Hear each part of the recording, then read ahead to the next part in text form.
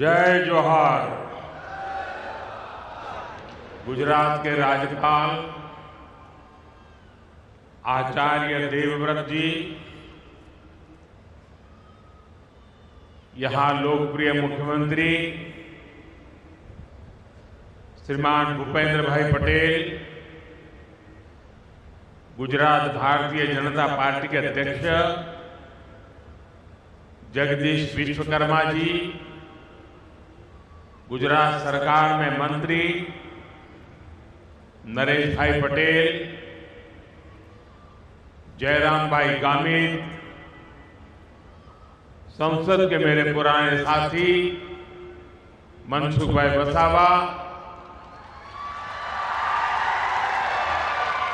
मंच पर उपस्थित भगवान बिरसा मुंडा के परिवार के सभी सदस्यगण, देश के कोने कोने से इस कार्यक्रम का हिस्सा बन रहे मेरे आदिवासी भाई बहन, अन्य सब महानुभाव और देश के अनेक कार्यक्रम इस समय चल रहे हैं। अनेक लोग हमारे साथ टेक्नोलॉजी से जुड़े हुए हैं, गवर्नर श्री हैं, मुख्यमंत्री हैं, मंत्री हैं। मैं उनको भी जनजातीय गौरव दिवस की बहुत बहुत शुभकामनाएं देता हूं।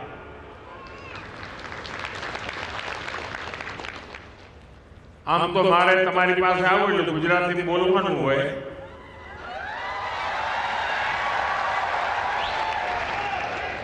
પણ અત્યારે સમગ્ર દેશના લોકો આપણા કાર્યક્રમમાં જોડાયેલા છે, એટલે તમારા બધાના આશીર્વાદ અને અનુમતિથી હવે મારે વાત હિન્દીમાં જ કરવી પડશે। मां नर्मदा की ये पावन धरती आज एक और ऐतिहासिक आयोजन की साक्षी बन रही है। अभी 31 अक्टूबर को हमने यहां सरदार पटेल की 150वीं जयंती मनाई। हमारी एकता और विविधता को सेलिब्रेट करने के लिए भारत पर्व शुरू हुआ और आज भगवान बिरसा मुंडा की 150वीं जयंती के इस भव्य आयोजन के साथ हम भारत पर्व की पूर्णता के साक्षी बन रहे हैं। मैं इस पावन अवसर पर भगवान बिरसा मुंडा को प्रणाम करता हूं। आजादी के आंदोलन में गुजरात, राजस्थान, मध्य प्रदेश और पूरे जनजातीय क्षेत्र में आजादी की अलग जगाने वाले गोविंद गुरु का आशीर्वाद भी हम सबके साथ जुड़ा हुआ है। मैं इस मन से गोविंद गुरु को भी प्रणाम करता हूं। अभी कुछ देर पहले मुझे देव मोगरा माता के दर्शन का भी सौभाग्य प्राप्त हुआ।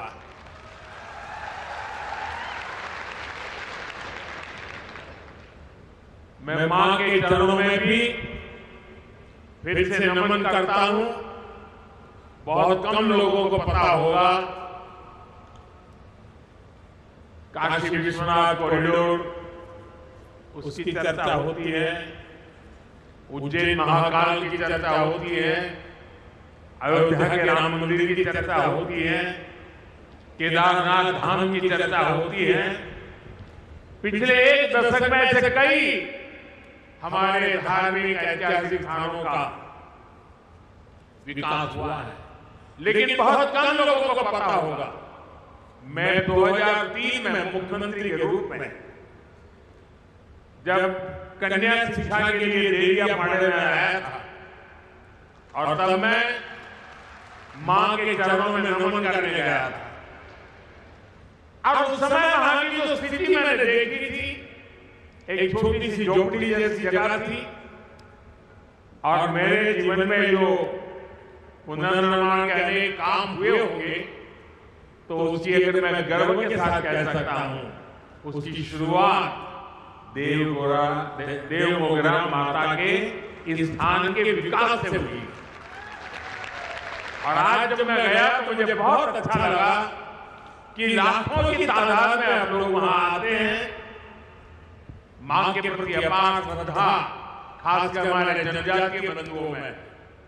साथियों, डेरियापाड़ा और सागबाड़ा का एक क्षेत्र कबीर जी की शिक्षाओं से प्रेरित रहा और मैं तो बनारस का सांसद हूं और बनारस यानी संत कबीर की धरती, इसलिए संत कबीर का मेरे जीवन में एक अलग स्थान स्वाभाविक है। मैं इस मंच से उन्हें भी प्रणाम करता हूं। साथियों, आज यहां देश के विकास और जनजातीय कल्याण से जुड़े कई प्रोजेक्ट का लोकार्पण और शिलान्यास हुआ। पीएम जनमन और अन्य योजनाओं के तहत यहां 1 लाख परिवारों को पक्के घर दिए गए। बड़ी संख्या में एकलव्य मॉडल स्कूलों और आश्रम स्कूलों का लोकार्पण एवं शिलान्यास किया गया। बिरसा मुंडा ट्राइबल यूनिवर्सिटी में श्री गोविंद गुरु चैन की स्थापना भी हुई है।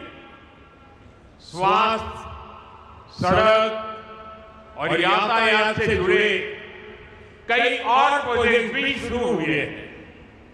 मैं सभी विकास कार्यों के लिए, सेवा कार्यों के लिए, कल्याण योजनाओं के लिए आप सभी को, विशेष करके गुजरात के और देश के मेरे जनजातीय परिवारों को बहुत बहुत बधाई देता हूं।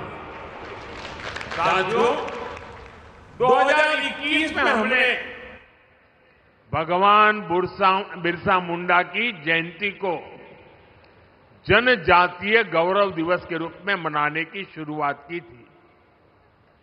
जनजातीय गौरव हजारों वर्षों से हमारे भारत की चेतना का अभिन्न हिस्सा रहा है। जब जब देश के सम्मान, स्वाभिमान और स्वराज की बात आई तो हमारा आदिवासी समाज सबसे आगे खड़ा हुआ। हमारा स्वतंत्रता संग्राम इसका सबसे बड़ा उदाहरण है। आदिवासी समाज से निकले कितने ही नायक नायिकाओं ने आजादी की मशाल को आगे बढ़ाया। तिलका मांझी, रानी गाइदिन्ल्यू, सीधो कान्हो, भैरव मुर्मू, बुद्धो भगत, जनजातीय समाज को प्रेरणा देने वाले अल्लूरी सीताराम राजू, इसी तरह मध्य प्रदेश के तात्या भील, छत्तीसगढ़ के वीर नारायण सिंह, झारखंड के तेलंगा खड़िया, असम के रूपचंद कंवर और ओडिशा के लक्ष्मण नायक, ऐसे कितने ही वीरों ने आजादी के लिए अपार त्याग किया, संघर्ष किया, जीवन भर अंग्रेजों को चैन से बैठने नहीं दिया। आदिवासी समाज ने अनगिनत क्रांतियों की आजादी के लिए अपना लहू बहाया। साथियों, यहां गुजरात में भी जनजातीय समाज के ऐसे कितने ही शूरवीर देशभक्त हैं, गोविंद गुरु जिन्होंने भगत आंदोलन का नेतृत्व किया, राजा रूपसिंह नायक जिन्होंने पंचमाल में ब्रिटिश सरकार के खिलाफ लंबी लड़ाई लड़ी, मोतीलाल तेजावत जिन्होंने एक ही आंदोलन चलाया, और अगर आप पाल चितरिया जाएंगे तो सैकड़ों आदिवासियों की शहादत का वहां स्मारक है। जलियांवाला बाग जैसी वो घटना साबरकांठा के पाल चितरिया में हुई थी। हमारी दसरी बेन चौधरी जिन्होंने गांधी जी के सिद्धांतों को आदिवासी समाज तक पहुंचाया। स्वतंत्रता संग्राम के ऐसे कितने ही अध्याय जनजातीय गौरव और आदिवासी शौर्य से रंगे हुए हैं। भाइयों बहनों, स्वतंत्रता आंदोलन में ट्राइबल समाज के योगदान को हम भुला नहीं सकते हैं, और आजादी के बाद यह काम होना चाहिए था,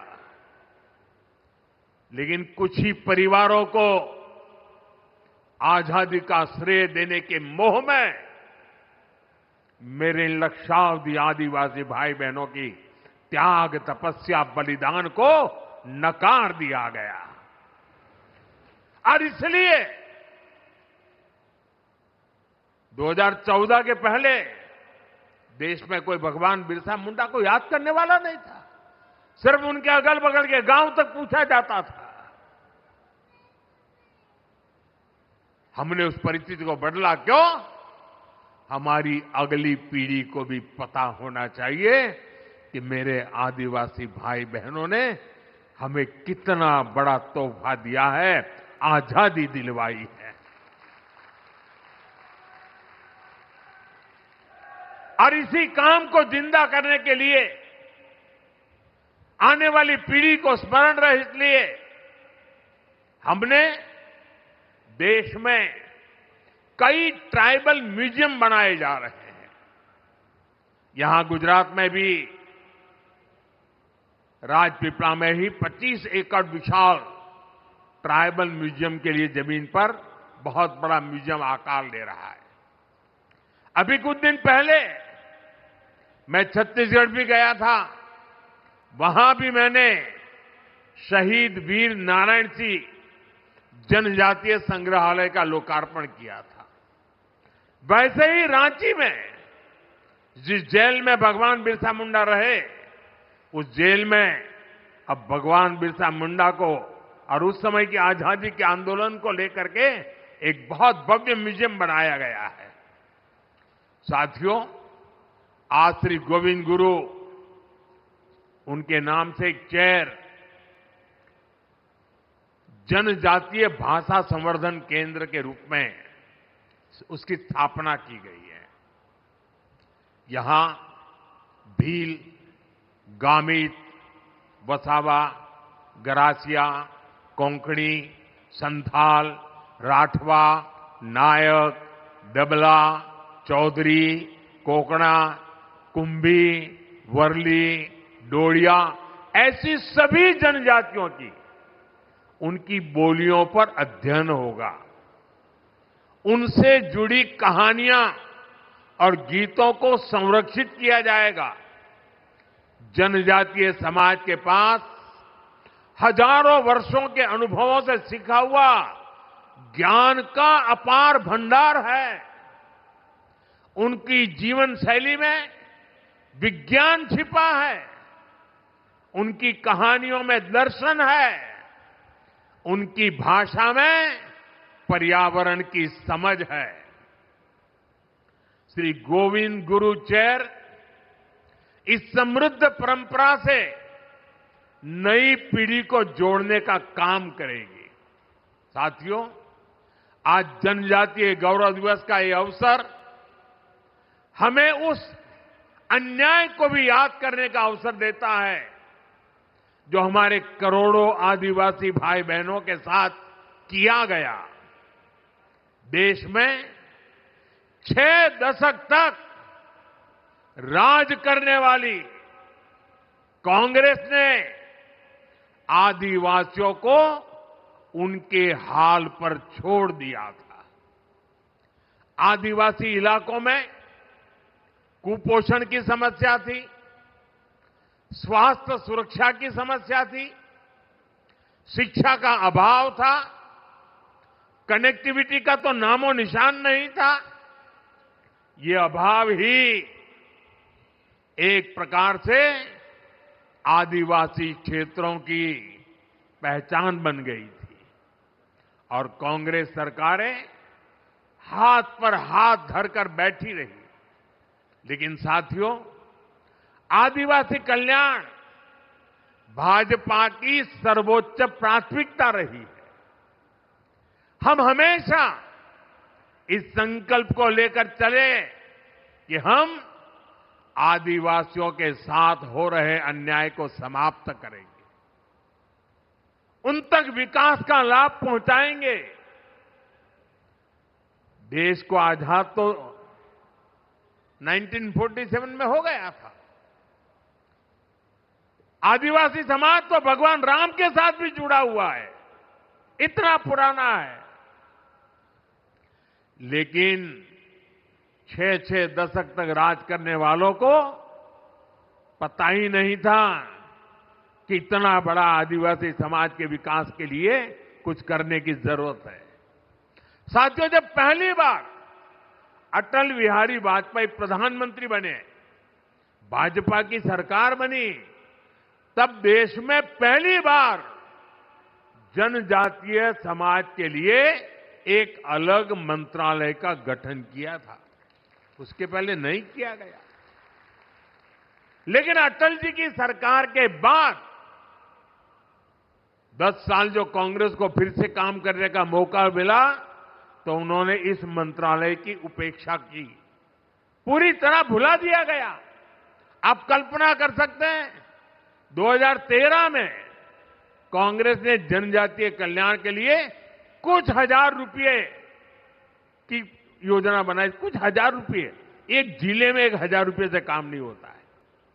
हमारी सरकार आने के बाद हमने बहुत बड़ी वृद्धि की, उसके हितों की चिंता की, हमने मंत्रालय के बजट को बढ़ाया और आज जनजातीय मंत्रालय का बजट अनेक गुना बढ़ा करके हमने आज जनजातीय क्षेत्रों के विकास का बीड़ा उठाया है। शिक्षा हो, स्वास्थ्य हो, कनेक्टिविटी हो, हर क्षेत्र में हम आगे बढ़ने का प्रयास कर रहे हैं। साथियों, एक समय यहां गुजरात में भी आदिवासी इलाकों में स्थिति बहुत अच्छी नहीं थी। हालात ये थी कि अंबाजी से उमरगांव तक पूरे आदिवासी पट्टे में एक भी साइंस स्ट्रीम की स्कूल तक नहीं थी। साइंस स्कूल नहीं थी। डेडियापाड़ा और सागबारा जैसे इलाकों में विद्यार्थियों को आगे पढ़ने का मौका नहीं मिल पाता था।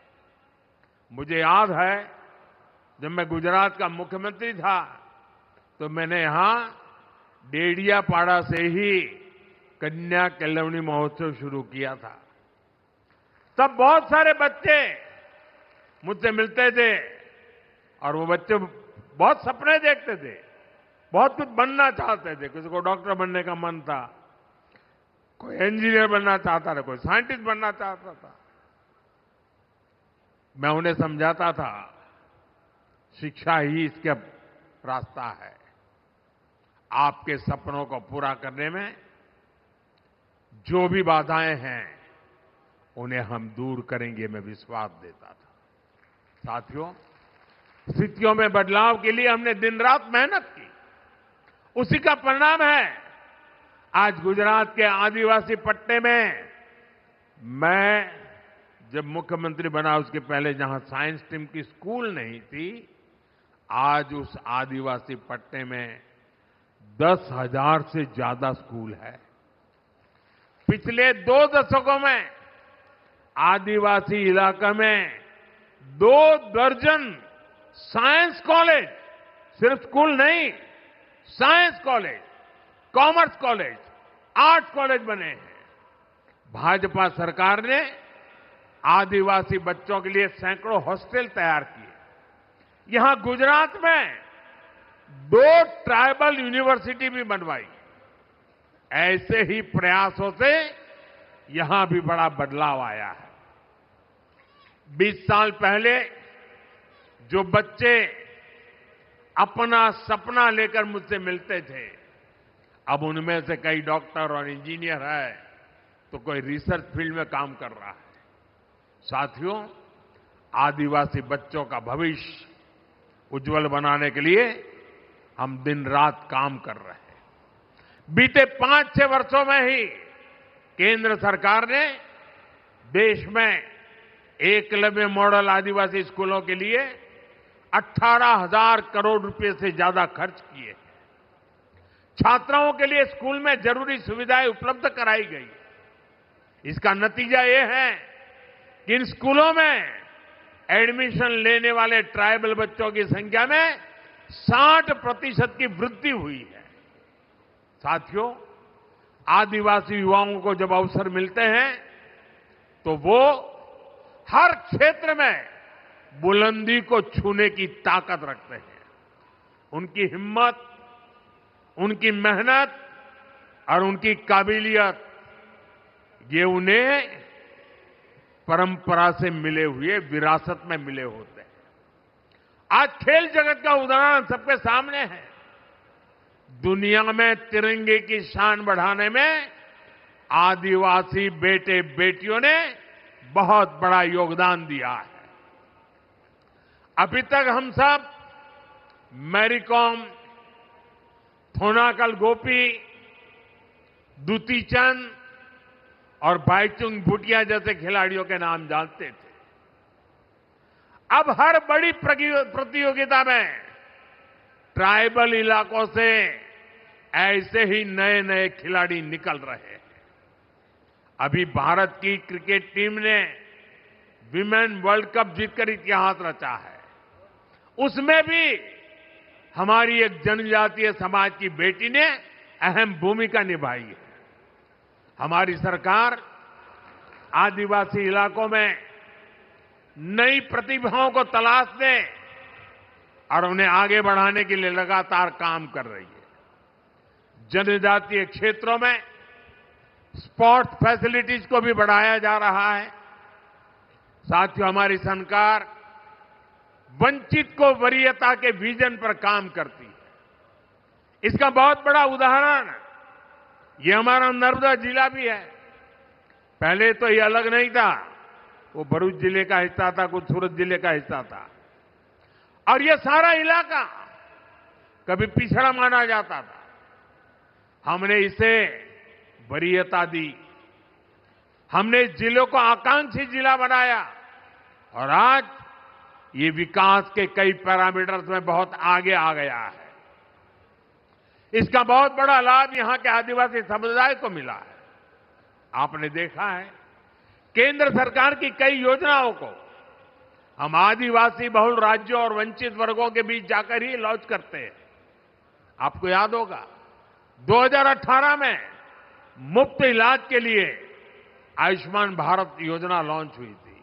ये योजना हमने झारखंड के आदिवासी इलाके में रांची में जाकर के शुरू हुई और आज देश के करोड़ों आदिवासी भाई बहनों को इसके तहत 5 लाख तक मुफ्त इलाज की सुविधा मिल रही है। सरकार ने आयुष्मान आरोग्य मंदिर की शुरुआत भी आदिवासी बहुल छत्तीसगढ़ से की थी। इसका भी बहुत बड़ा लाभ जनजातीय वर्ग को मिल रहा है। साथियों, आदिवासियों में भी जो सबसे पिछड़े आदिवासी हैं, हमारी सरकार उन्हें विशेष प्राथमिकता दे रही है। जिन क्षेत्रों में आजादी के इतने दशक बाद भी जहां न बिजली थी, न पानी पहुंचाने की व्यवस्था थी, न सड़क थी, न अस्पताल की सुविधा थी, इन इलाकों के विकास का विशेष अभियान चलाने के लिए हमने झारखंड के खूंटी से पीएम जनमन योजना शुरू की थी। भगवान बिरसा मुंडा के गांव में गया था। उस मिट्टी को माथे पर चढ़ा करके मैंने आदिवासियों के कल्याण के संकल्प लेकर के निकला हुआ इंसान हूं। और देश का मैं पहला प्रधानमंत्री था जो भगवान बिरसा मुंडा के घर गया था। और आज भी भगवान बिरसा मुंडा के परिवारजनों के साथ मेरा उतना ही गहरा नाता रहा है। पीएम जनधन योजना पर 24,000 करोड़ रुपए खर्च किए जा रहे हैं। साथियों, धरती आबा जनजातीय ग्राम उत्कर्ष अभियान भी पिछड़े आदिवासी गांवों के विकास की नई गाथा लिख रहा है।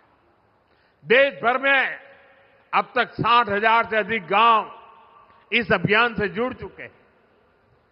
इनमें से हजारों गांव ऐसे हैं जहां पहली बार पीने का पानी पाइपलाइन से पहुंचा है और सैकड़ों गांवों में टेलीमेडिसिन की सुविधा शुरू हुई है। इस अभियान के तहत ग्राम सभाओं को विकास की धुरी बनाया गया है। गांवों में स्वास्थ्य, शिक्षा, पोषण, कृषि और आजीविका पर सामुदायिक योजनाएं तैयार हो रही है। ये अभियान दिखाता है कि अगर कुछ ठान लिया जाए तो हर असंभव लक्ष्य भी संभव बन जाता है। साथियों, हमारी सरकार आदिवासियों के जीवन से जुड़े हर पहलू को ध्यान में रखकर काम कर रही है। हमने वन उपज की संख्या को 20 से बढ़ाकर करीब 100 किया है। वन उपज पर एमएसपी बढ़ाई। हमारी सरकार मोटे अनाज, श्री अन्न को खूब बढ़ावा दे रही है, जिसका फायदा आदिवासी क्षेत्रों में खेती करने वाले हमारे आदिवासी भाई बहनों को मिल रहा है। गुजरात में हमने आपके लिए वन बंधु कल्याण योजना शुरू की थी। इसको आपको एक नई आर्थिक मजबूती मिली। और मुझे याद है जब उस योजना को मैंने शुरू किया था तो महीनों तक अलग अलग आदिवासी क्षेत्रों से लोग मेरा धन्यवाद करने और मुझे सम्मानित करने के लिए आते। इतनी बड़ी परिवर्तनकारी थी। मुझे आज खुशी है कि भूपेंद्र भाई उस वन बंधु कल्याण योजना का विस्तार कर रहे हैं और अब उसे जनजातीय कल्याण योजना के रूप में नए विस्तृत कार्यक्रमों के साथ आपकी सेवा में प्रस्तुत किया जा रहा है। भाइयों बहनों, आदिवासी समुदायों में सिकल सेल ये बीमारी एक बहुत बड़ा खतरा रही है। इससे निपटने के लिए जनजातीय इलाकों में डिस्पेंसरी, मेडिकल सेंटर और हॉस्पिटल की संख्या बढ़ाई गई है। सिकल सेल बीमारी से निपटने के लिए राष्ट्रीय स्तर पर अभियान चल रहा है। इसके तहत देश में 6 करोड़ आदिवासी भाई बहनों की स्क्रीनिंग हो चुकी है। साथियों, नई राष्ट्रीय शिक्षा नीति के तहत स्थानीय भाषा में पढ़ाई की सुविधा भी दी जा रही है। आदिवासी समाज के जो बच्चे केवल भाषा के कारण पिछड़ जाते थे, वो अब स्थानीय भाषा में पढ़ाई करके खुद भी आगे बढ़ रहे हैं और देश की तरक्की में अपना ज्यादा से ज्यादा योगदान दे रहे हैं। साथियों, हमारे गुजरात के आदिवासी समाज के पास कला की भी अद्भुत पूंजी है। उनकी पेंटिंग्स, उनकी चित्रकलाएं अपने आप में खास है। एक बेटी वहां चित्र लेकर के बैठी है, वो देने के लिए लाई लगती है। ये हमारे एसपी जी के लोग जरा ले लो इस बेटी के पास से। यहां से मुझे लगता है कुछ वर्ली पेंटिंग भी दिखता है उसमें।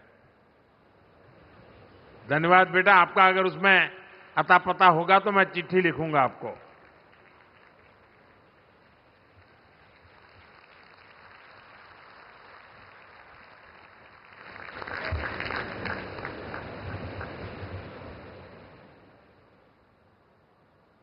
बहुत बहुत धन्यवाद बेटा।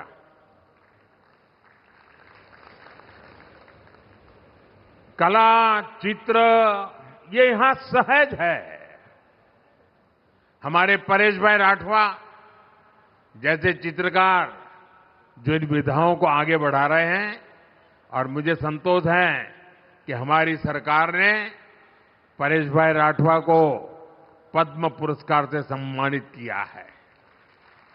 साथियों, किसी भी समाज की प्रगति के लिए लोकतंत्र में उसकी सही भागीदारी भी उतनी ही जरूरी होती है। इसलिए हमारा ध्येय है जनजातीय समाज के हमारे भाई बहनों को देश के बड़े पदों पर भी पहुंचे, देश का नेतृत्व करें।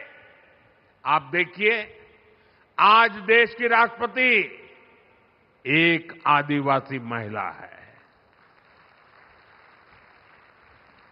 इसी तरह बीजेपी ने, एनडीए ने हमेशा आदिवासी समाज के हमारे होनहार साथियों को शीर्ष पदों पर पहुंचाने का प्रयास किया है। आज छत्तीसगढ़ के मुख्यमंत्री हमारे जनजातीय समाज के विष्णुदेव जी साय छत्तीसगढ़ का कायापलट कर रहे हैं। उड़ीसा में श्री मोहन चरण मांझी भगवान जगन्नाथ जी के आशीर्वाद से जनजातीय समुदाय के हमारे मांझी जी उड़ीसा का विकास कर रहे हैं। अरुणाचल प्रदेश में हमारे जनजातीय बंधु प्रेमा खांडू जी मुख्यमंत्री के रूप में काम कर रहे हैं। नागालैंड में हमारे जनजातीय बंधु नेफ्यू रियो काम कर रहे हैं। हमने कई राज्यों में आदिवासी मुख्यमंत्री बनाए। देश के कई राज्यों की विधानसभाओं में हमारी पार्टी ने आदिवासी स्पीकर बनाए। हमारे गुजरात के मंगूभाई पटेल मध्य प्रदेश में गवर्नर है। हमारी केंद्र सरकार में सर्बानंद जी सोनोवाल आदिवासी समाज से हैं और पूरी शिपिंग मिनिस्ट्री संभाल रहे हैं। वे कभी आसाम के मुख्यमंत्री हुआ करते थे। साथियों, इन सभी नेताओं ने देश की जो सेवा की है, देश के विकास में जो योगदान दिया है, वह अतुलनीय है, अभूतपूर्व है। साथियों, आज देश के पास सबका साथ सबका विकास के मंत्र की ताकत है। इसी मंत्र ने बीते वर्षों में करोड़ों लोगों का जीवन बदला है। इसी मंत्र ने देश की एकता को मजबूती दी है और इसी मंत्र ने दशकों से उपेक्षित जनजातीय समाज को मुख्य धारा से जोड़ा है। इतना ही नहीं, संपूर्ण समाज का नेतृत्व हो रहा है। इसलिए आज भगवान बिरसा मुंडा की 150वीं जयंती के पावन पर्व पर हमें सबका साथ सबका विकास के मंत्र को मजबूत करने की शपथ लेनी है। न विकास में कोई पीछे रहे, न विकास में कोई पीछे छूटे। यही धरती आबा के चरणों में सच्ची श्रद्धांजलि है। मुझे विश्वास है हम सब एक साथ मिलकर आगे बढ़ेंगे और विकसित भारत के सपने को पूरा करेंगे। इसी संकल्प के साथ आप सभी को एक बार फिर जनजातीय गौरव दिवस की शुभकामनाएं। और मैं देशवासियों को कहूंगा कि ये जनजातीय गौरव दिवस, इसमें हमारी मिट्टी की महक है, इसमें हमारे देश की परंपराओं को जीने वाले जनजातीय समुदाय की परंपरा भी है, पुरुषार्थ भी है और आने वाले युग के लिए आकांक्षाएं भी है। और इसलिए भारत के हर कोने में हमेशा हमेशा हमने 15 नवंबर को भगवान बिरसा मुंडा के जन्म दिवस को, जनजातीय गौरव दिवस को अत्यंत गौरव के साथ मनाना है। हमें नई शक्ति से आगे बढ़ना है, नए विश्वास से आगे बढ़ना है और भारत की जड़ों से जुड़ते हुए हमने नई ऊंचाइयों को पार करना है। इस विश्वास के साथ आप सबका बहुत बहुत धन्यवाद। भारत माता की, भारत माता की, भारत माता की। हम सबको पता है वंदे मातरम इस गीत को 150 साल ये अपने आप में भारत की एक महान प्रेरणा का, लंबी यात्रा का, लंबे संघर्ष का, हर प्रकार से वंदे मातरम एक जो मंत्र बन गया, उसके 150 वर्ष हम मना रहे हैं। मेरे साथ बोलिए, वंदे वंदे वंदे वंदे वंदे वंदे वंदे वंदे वंदे। बहुत बहुत धन्यवाद।